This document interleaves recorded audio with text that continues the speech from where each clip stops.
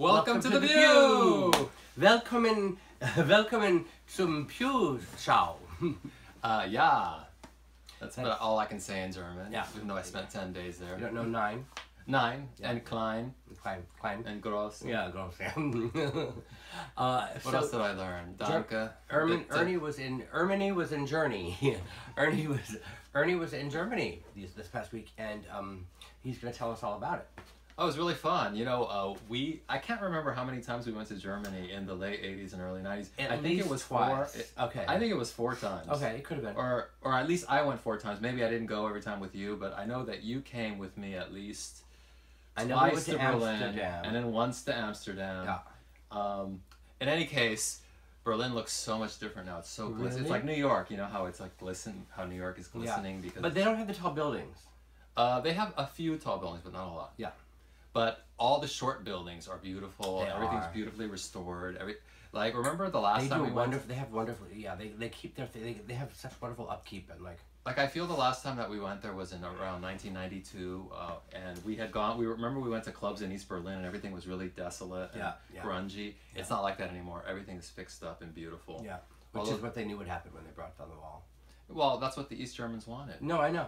I meant that in a good way. So it looked great, and we went when the ball. I don't know. Did we ever do a show about this? About what? When the East Berlin wall came down. Well, we were there that week. We just happened to be there. Yeah. And we were in a nightclub, and all of a sudden we hear people yelling "Die Mauer," which means the wall, the wall. And we didn't know what the hell they were talking about, but the club emptied. Like people started just running out. And when we went, it was like 2 o'clock in the morning, and out in the streets.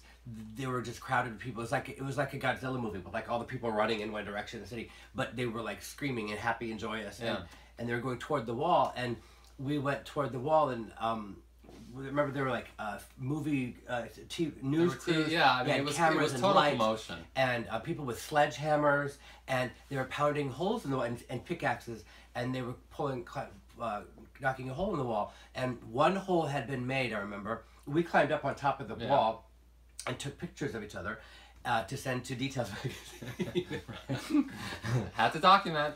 And we looked over the wall, and there were like 10,000 people trying to get into this little hole, like rats getting out of a ship. Like East German rats. Right, yes. Like they were not sure that this was really real or going to last very long, and they had to get out while the getting's good.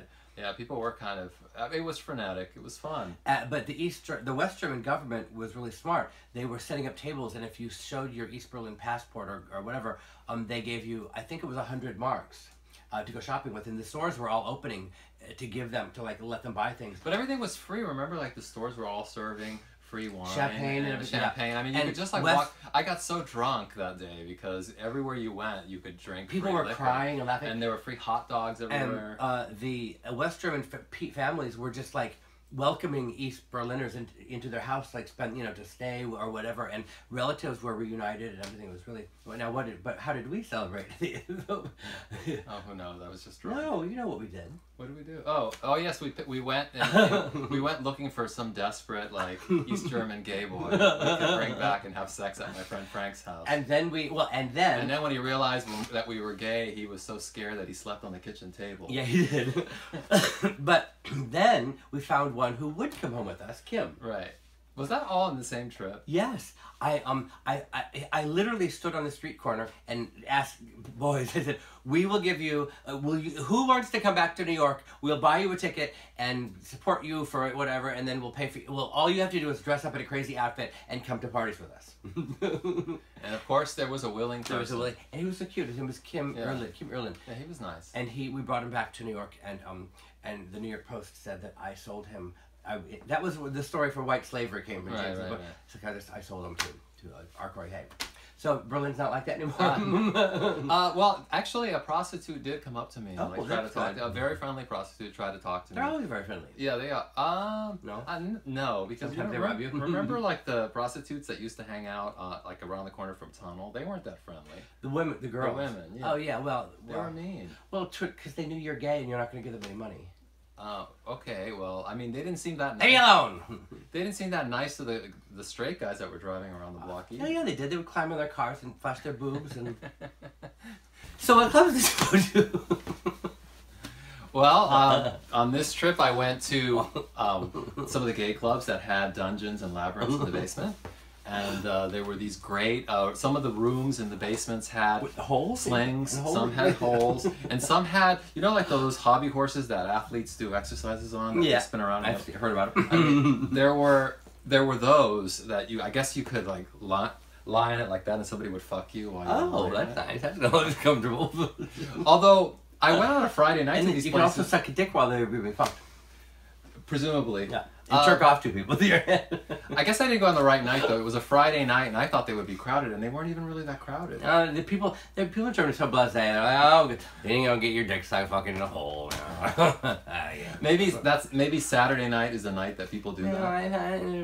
That again.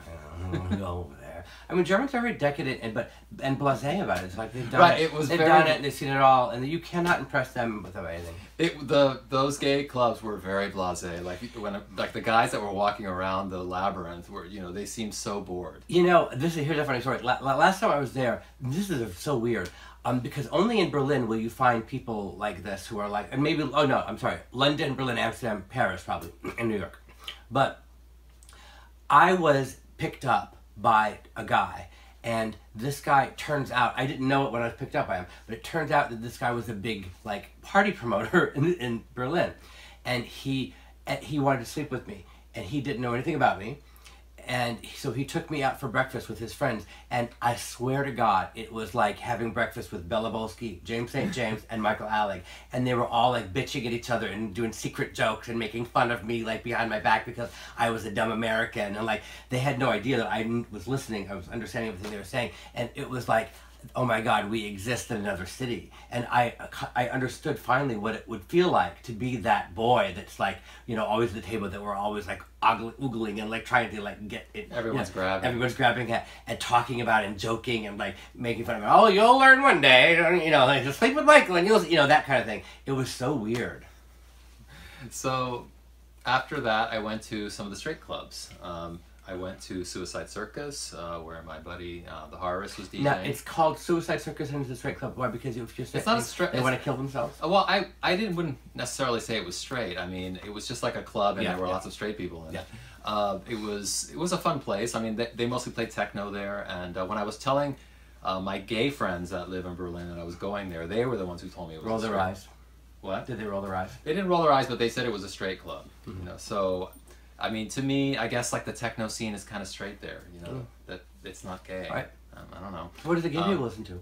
I don't know. I went to a gay club where they were playing techno too, so I mean, I don't know. There's like... So you heard it here, folks. Techno is for everybody, gay and straight. Or maybe I don't have like that finely tuned ear like Germans do, where there's like a certain kind of gay techno, it's like a and then there's the gay, and then there's the straight techno, and because I'm an American, I can't hear their brains work like I can't hear the different accents. Yeah. You know, it's like when Germans come here, they can't tell the difference between someone from New York and someone from Texas. Yeah, and it's kommen wir wieder zurück. That's German. So we'll be right back. And now a word from our sponsor.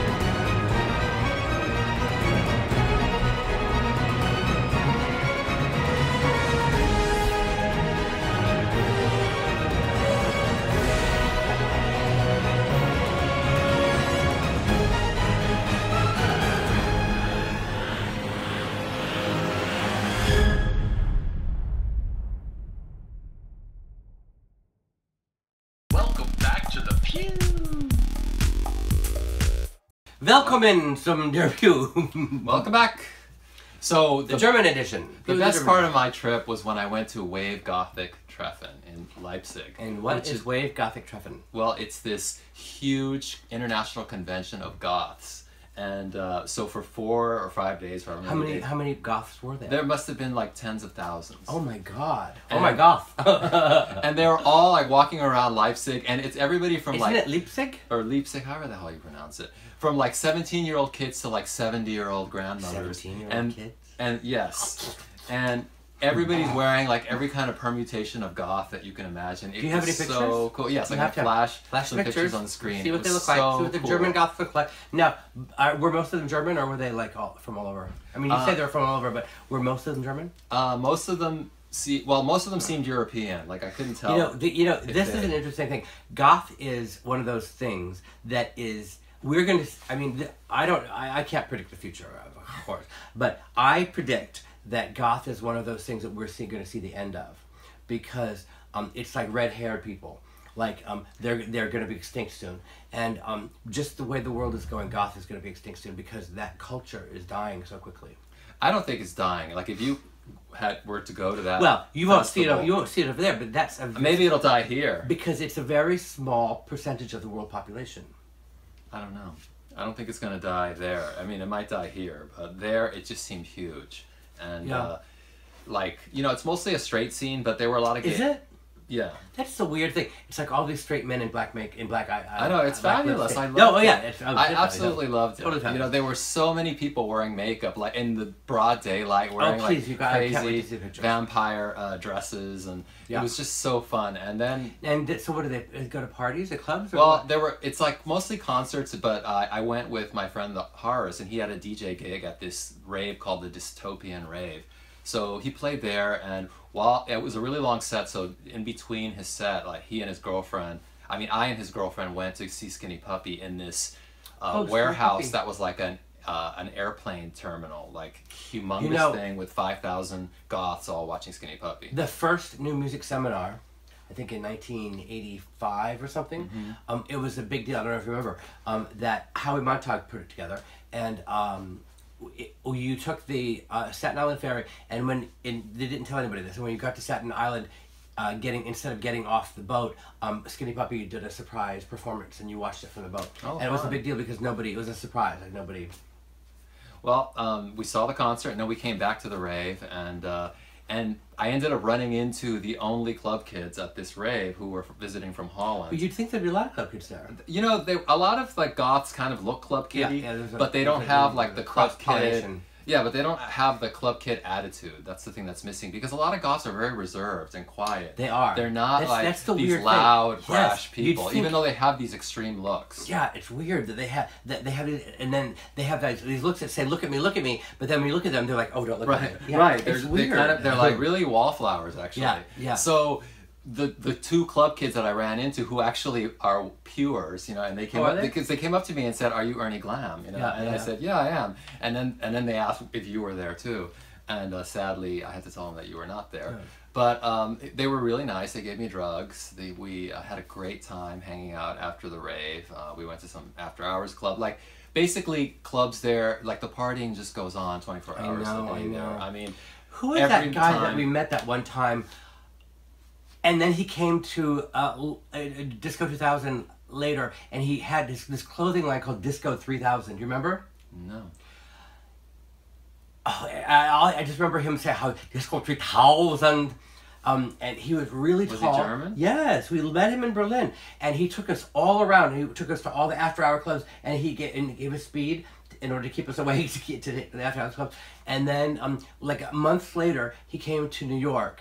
And he stayed there for a while, and he had this clothing line, Disco 3000, and the club kid. I don't know how I don't remember that. I don't either, because he was really tall and German and blonde and don't remember him. And always on ecstasy. Like his pupils were always huge on ecstasy. I will remember his name.